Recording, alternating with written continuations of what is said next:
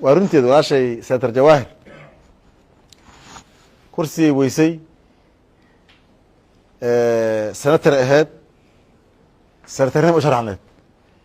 ما دام هشيسكي الصومالي كل شيء يركع شعبركها والشيء سنترين انه يحولوه سو قدبيو برلمان كان انا كنت قدبي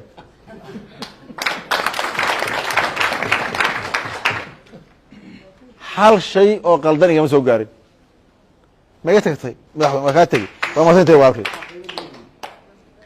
waa ku amaanaya waxa qaylinaya kuwa tartami waayay oo tartan soo bandhigno tartami waayay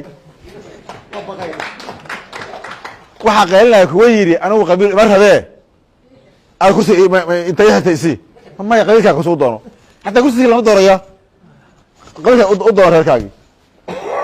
waxa qaylinaya mid og inaan qabiilkiisa reerkiisa dooranay oo banaanka u samreen waxaas dad kaasoo wuxuu leeyahay xumaan qori dad qoladiis wada oo galmudug lagu gubayaba waa ku waarabay waa kuwaas saxan u leeyahay kuwaas saxan kii qori dad sidaba wali waxaan ognaa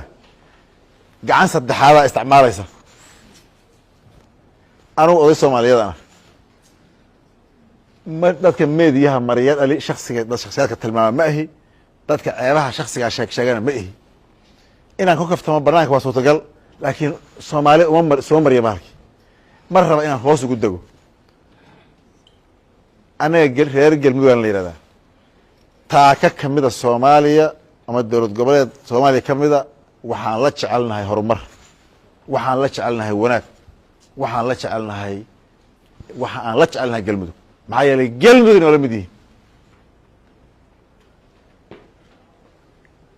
sidaasoo kalena dadka Soomaaliyeed suna jecel yihiin una fakarayaan laakiin way iska jiri kartaa hoggaan si qaldan iskaga maartay in wax la qaso iskaga fakari kara oo si qaldan wax ka yihiin cidna u qaban mayno meeshii wax ka qabsoomeen kuwa maan xaggay tahay dad walaalahay inta soo bandhigaan dhahaya waxa u qabsamay doorasho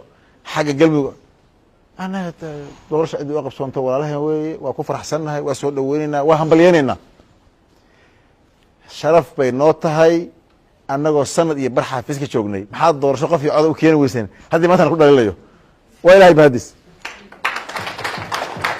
ayadana waa keenaynaa ayadana way dhacaysaa insha allah walaalihii ay u qabsoontana waxaan leenahay wax badan hore u socda wax unu dhaaqeen waqti dheer kadib weliba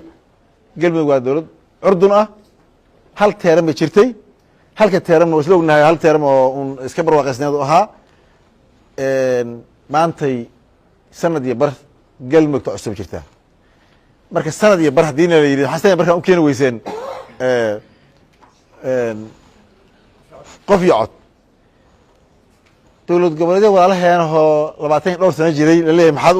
usoo keeni weyseen waa ilaahay mahadis halkaasaan soo gaarnay waana guul iyo sharaf nagu dhaliila ayada dhaliil noga dhiga waa ogolna waa qaadanayna laakiin ha noqonin maalintan kursiga aan rajo ka qabo oo anigu aan in la ii dhex xoogo ama anigu aan ku fadhiyana carrada galmudug u fiican maalintan aniga rajo aan lay dooranayn ama aan arko inaan meesha aan kursi aanan ku fadhina ama aan cid kale isoo raratana galmudugaan 100 ceebood aysan lahayn u yeelaya ha noqon ama cadowgii kastoo arko galmudug usoo raacaya ha ku noqon siyaasi taas maaha taa siyaasi kuma tihid dadkuna ku arag galmudugna waxma dhibi kartid